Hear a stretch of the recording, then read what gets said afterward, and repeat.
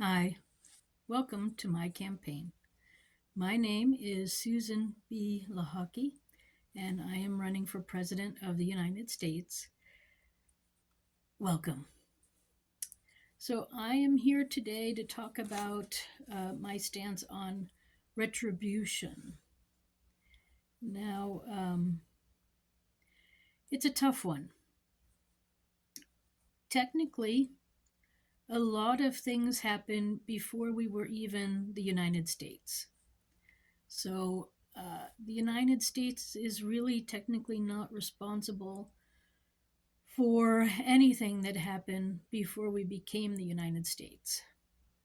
Anything that happened before, you have to maybe get retribution from the British, from England, and the Church of England especially, and or from Rome and the Catholic Church and Pope there.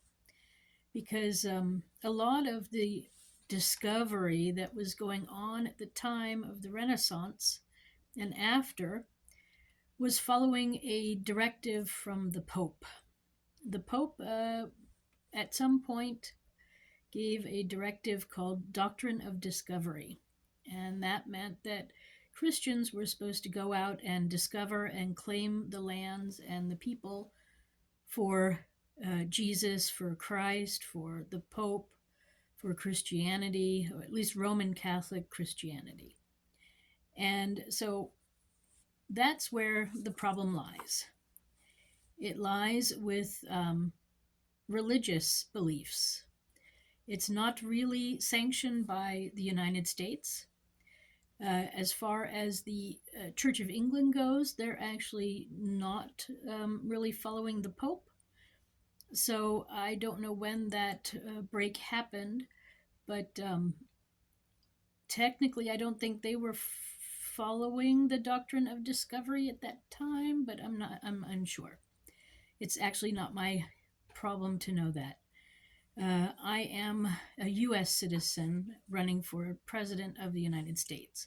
I'm not running for anything in England, so that part is not my issue.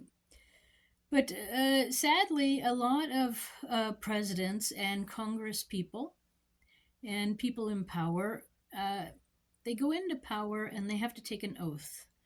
And when they do, most of them are swearing on a Bible, which means they are following a belief in God of some sort. And they tend to put God before the law of man, which our country, the United States, is based on the law of man, not the law of God.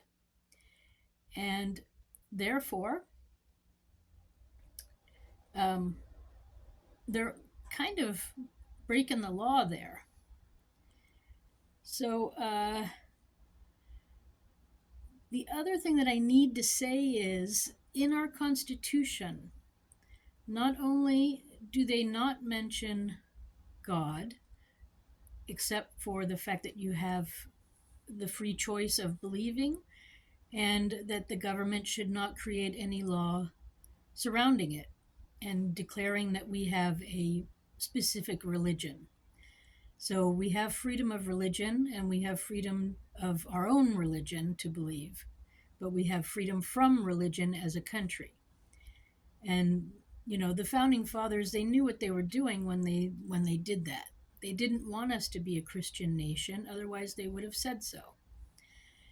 So what I did notice in a discussion I was having with somebody recently is that the only place really where Christianity is sort of mentioned is in the date. At the end of the document, it says the year of our Lord.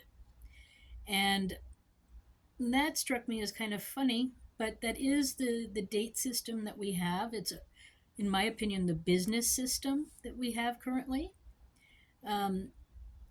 We could, of course, change that so that it's not anymore a year of our Lord. But I think, it's worldwide now, so I think it would be foolish to change that. So I guess with dates, Christianity won.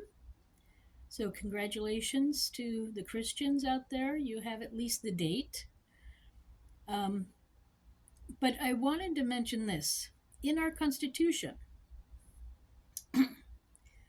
we have Roman numerals, which is how in Rome or in Catholicism or Christianity, in the North, anyways, and in the Roman Christians, uh, there's Roman numerals. So throughout our Constitution, you see Roman numerals. But what you also see are the numbers that we use every day, which are Arabic numbers. So that means that Arabic and Muslims, Islam was present too. And this is the other issue. Slaves were actually Muslims. So it was a Christian atrocity, again, enslaving these people. So again, it has nothing to do with our Constitution and the United States. It has everything to do with the states, if they sanctioned it in their constitutions, and it has to do with Muslims and Christianity still fighting over who's right. And sadly, in Islam, the belief is to somehow be submissive to masters. And I discovered that when I visited Egypt and I was listening to the message that they play several times a day. They say that you should sleep, have sex with your master, um, but they don't do that anymore. But they realize they wanted it there as a reminder, so they didn't take it out of the message system that they do throughout the day, every day. But it used to be what they did. And by becoming submissive to a master, it's how they humbled themselves to their God. So slaves almost allowed themselves to become slaves in a way. And I know that sounds terrible to say, but it is having a lot of truth. On the other hand, the African Muslims, when they came into Europe, they had a big effect. Exactly what happened, I'm not sure. But it was almost, they almost gave their approval to be treated a little bit the way that they were. I mean, not to the harsh extent that we have read about and learned about that we've done to various people of African descent and Middle Eastern descent. The other part of all this is a lot of this happened again before the United States existed. And my understanding or my thoughts is that, the people who were in power at the beginning of our country, the writers of the Constitution and everything, they actually made a Constitution that failed, and so they had to rewrite it. So they had one thought, at the beginning, but then eventually they came to what we now use as our Constitution. And I think it was sort of based on the idea that hope that eventually all US citizens would be treated equally. But they knew they needed the southern states who had a lot of slaves. And so they put in these other things into the Constitution to allow them to join at the beginning. And then eventually, I think they were hoping that we would eventually all become equal and be the people, the real people.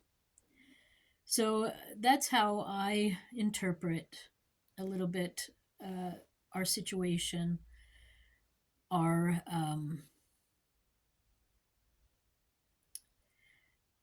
how things happened.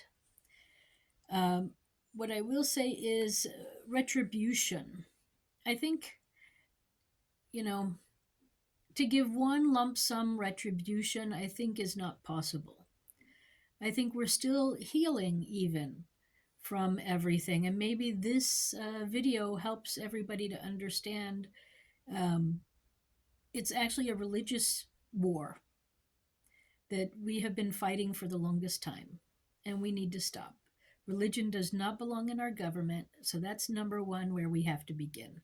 Anyone pushing their religion in the government, federal, local, state, it needs to stop because we are a country of US citizens and we're all equal in the eyes of law. But then I think we do need to come to terms with this, and we all are struggling. So my suggestion is that every U.S. citizen who has a historic past in the past, from 100 years ago or less, between like 50 and 100 years ago, something like that, we as a nation uh, would like to help you find your roots and give you some perspective on where you are from and how you got here so that you can understand your way, um, your choices, your family's choices, and how everything happened. So I would like to send you all of our citizens who have, like I said, historical pasts, roots in the United States. I would like to send you on a vacation. The government will pay for it, and you can go and see a place where your family came from, or a place that you've always wanted to go and see, where you think you might come from, or where you feel you have roots. A lot of things got messed up and lost in our history, so sometimes we don't even know where we came from. So I think that would be a good start at healing. And